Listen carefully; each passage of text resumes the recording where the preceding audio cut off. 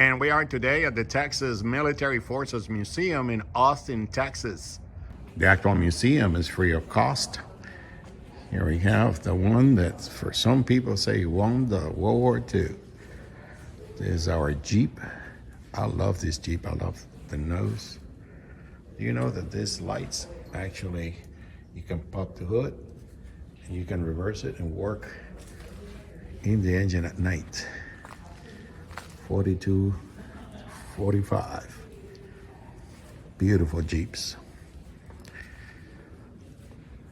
They are very utilitarian.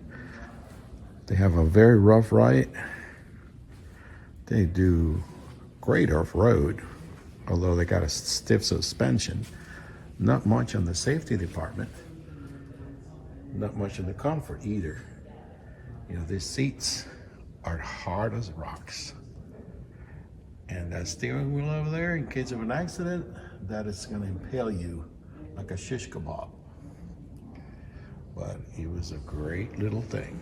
4-cylinder. It was fast for the era. I mean, the 40s. Top speed maybe 45, 50 downhill. 2-star U.S. Army automobile sedan. This is the kind of vehicle that post commander of something like this might have. You have 2 stars in the front, probably for a 2-star general. It's a beautiful tank over there.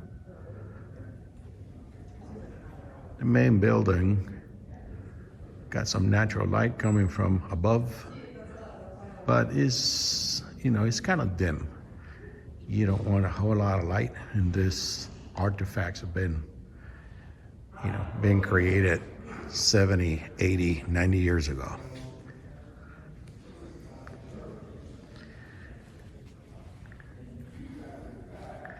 You got a helicopter here, mostly like a scout kind of helicopter. That thing on the top, that's to cut wires. In case you happen to go across a fast speed and there is a power line, that thing should cut it. I say it should. If not, you're gonna be in dire straits.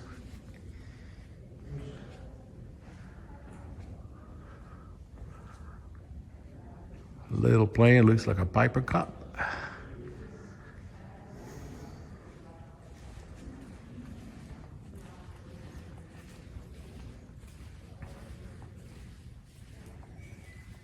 And that's this one over here.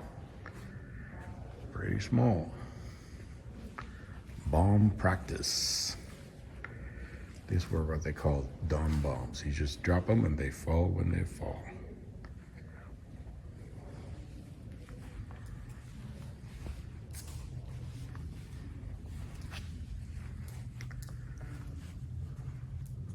Hardesty. This is the kind of Jeep, the Mutt. He looks kind of a Mutt. The Mutt was the Jeep used during the Vietnam era. Low center of gravity.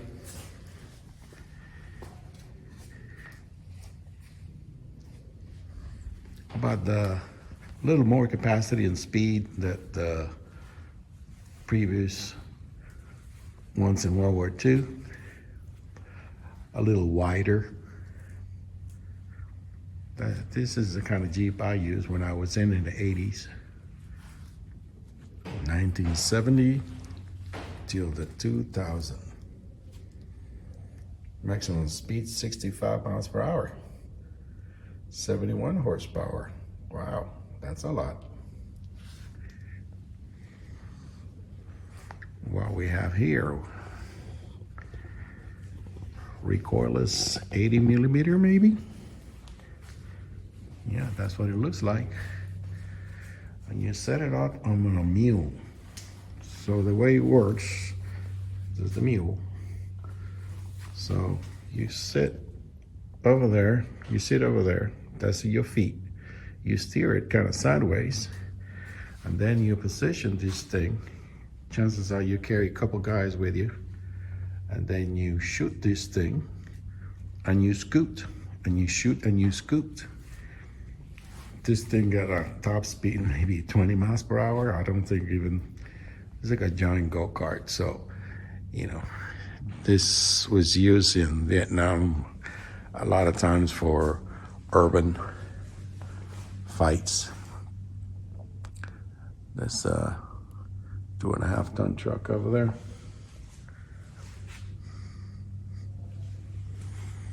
Recoilless rifle.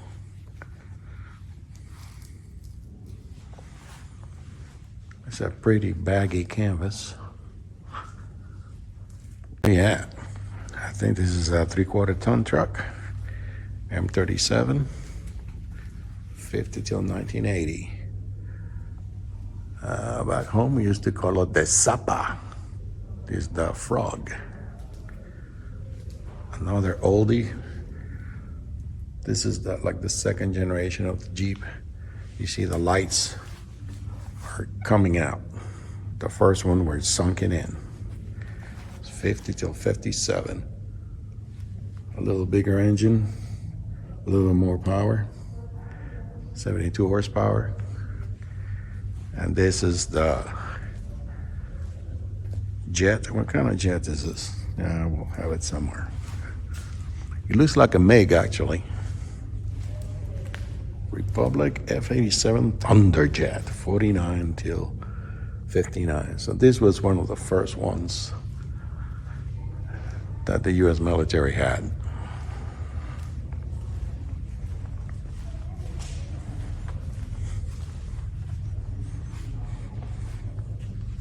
J-35 training aid. So these J-35, chances are that if you go to exhibition runs of drag racing with jets, some of them had something like this. It's small enough to fit in a car or a truck. Oh yeah, remember MASH, the series? There you go, this helicopter. You can fit 2 people, maybe 3 if they're really friendly with each other. And then you put something here to put the people that are hurt. Quite all right. Those metal grids, that's what you do in the field. You put that, stabilize the ground. So the mud and everything, you put that, you put some gravel on top. The grass will grow over it, and you'll have a semi-secure. That's when you have to have a helipad or an airport on foreign soil, and you want to do it quick. You cannot bring, trucks of concrete. You use those platforms. I don't know what their name is. We got another 3/4. There's an ambulance.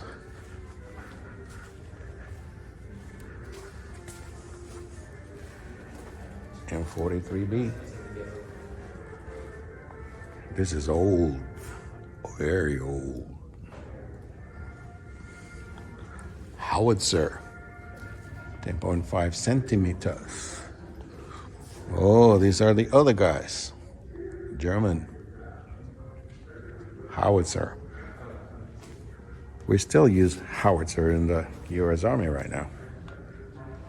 Look at that looks like Africa Corps.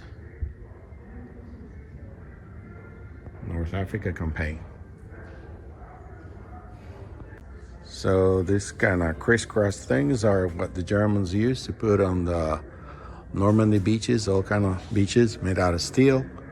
They put barbed wire on it, so you wouldn't be able to unload your vehicles, and the infantry will get caught in it. And then you dispose of them with a machine gun. And it worked many times. Many people died on them.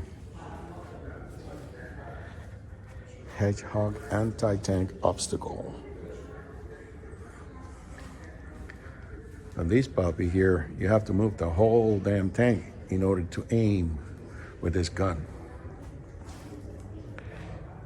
Jack Panzer Hetzer. The Kubelwagen. Have you seen the thing, the Volkswagen thing? Well, it's a grandson of this thing. Although back then, you know, they used to have like 19 horsepower only. But about the same kind of vehicle. Very Spartan, very simple, very rugged, good off-road capability. It worked great. Equivalent of our Jeep. U.S. military truck, 43 till 90. Wow. Armour carrier.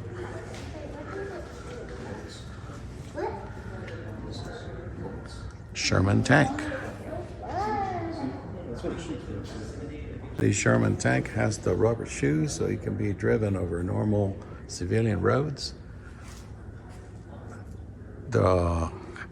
This Sherman was built by big numbers. A lot of them were built.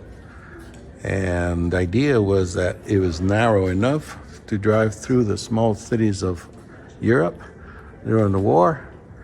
Unfortunately, it was a little bit of a low tech. So when it got to war and it got to the Panzers, it took like 4 of these to take a Panzer out. They were slower, small, thin armor, and a small gun. So they need to unnumber the Panzers, and they did. So we killed them by manufacturing a lot of them. This is some of the overcomplicated radios that we had. Light tank. This is little tank used for scouting. So the moment you get the first shot, you get out. Another scouting kind of plane. This looks like another Piper Cup kind of plane. Built for the military. This is canvas on the outside, tube frame.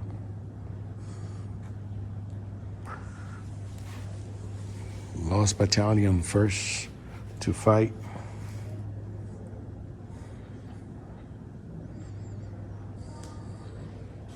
And there's a cockpit of a F-16. Not a whole lot of comfort, especially if you have to pull the handle to the top and get ejected. Your height will be reduced for about 1 inch, and you'll have a pain in the neck and the back for about a week. This is a modified Jeep Kaiser kind of thing. Germans sure had some pretty good machine guns. This is a water-cooled. Oh yes, M1A1 Thompson submachine gun, 42-71. Gangsters loved it. 60 millimeter mortar, 1940 to 53. Look at that tiny thing. Still, if you have to carry that on your back for 5 miles a day, it gets pretty heavy. And that's a little walkie-talkie. They were worthless for most of the time. 49th Armored Division. Different Jeeps. The Mutt. More Mutts.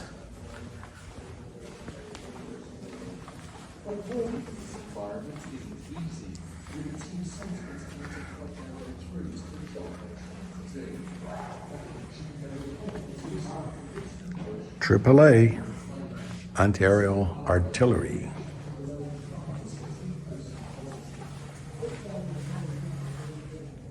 Do you like Armour? We got it. We got the baby ones, and we keep on growing. M26 Pershing.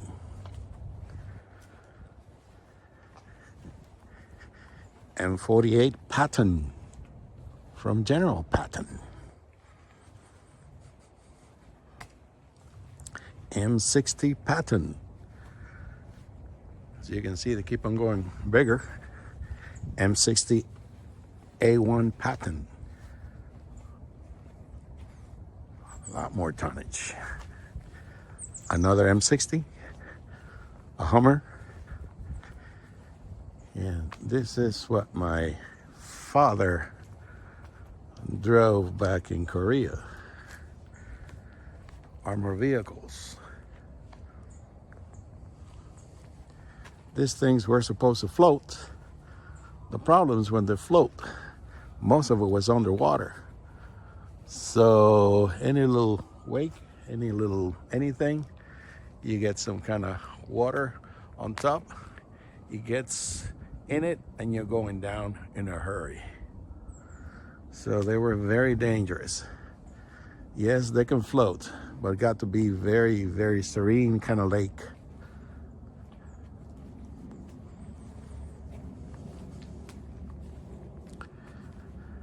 And you're supposed to get in that tiny door with all your crap in a hurry.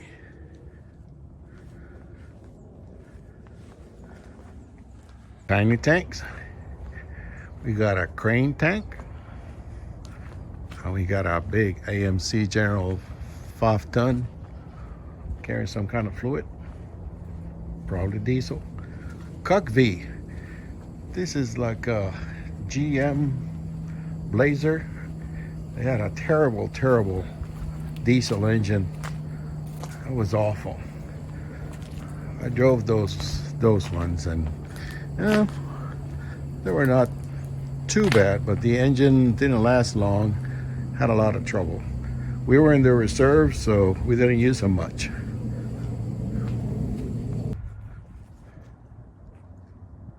You can tell the age of the vehicles, of the tanks, by the paint and the star. You got the green paint and the star, usually, that's World War II, Korea, maybe Nam. And then more recently, in the 80s, 90s, we got the dark camouflage, because we were gonna fight the Russians in Europe. And this was our idea. And then the newer stuff use a desert camouflage.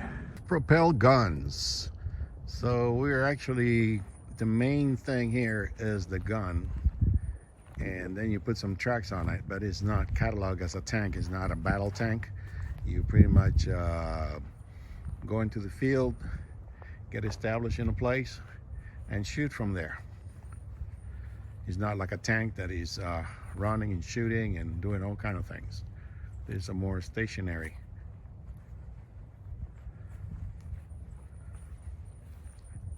When I was a kid, I actually had this in plastic, obviously. The gun, I believe, was a lot longer. They just took a part of it out. Has a large cupola in the back for the team to work on it.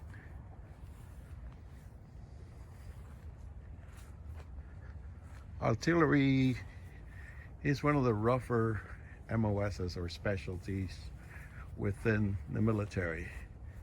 You lose your audition, your hearing, and this is a typical military truck. I'm not sure. This looks like a 2.5, maybe a 5-ton. And seems this is the this is the tow truck that they use. And something gets disabled or snagged, you help them out with this.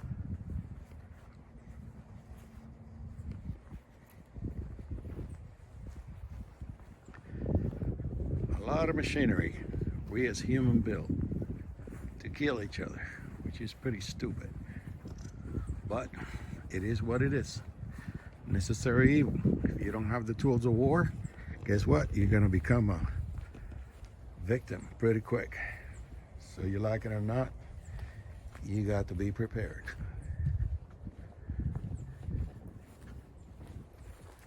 Now the early jets, probably 1950s, 60s. I don't exactly know what it is. This one got no name nowhere. Single turbine, single pilot.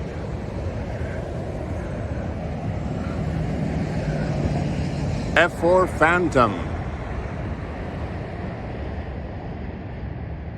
US Air Force. Yeah, this is a biggie. F-16. One of my favorite planes. Nice lines. Just one pilot. One turbine. It's the perfect dogfighter from the 70s. This ugly thing is a attack helicopter.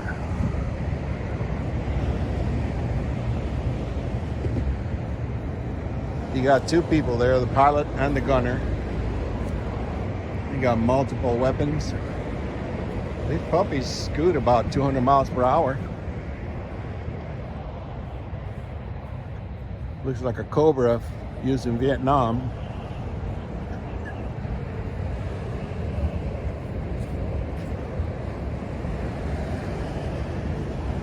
Two big wings. The Hueys, symbol of the Vietnam era.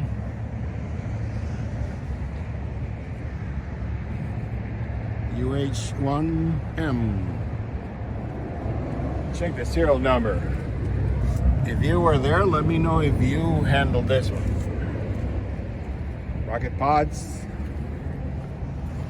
turbine, and again, single wing. Two fat wings.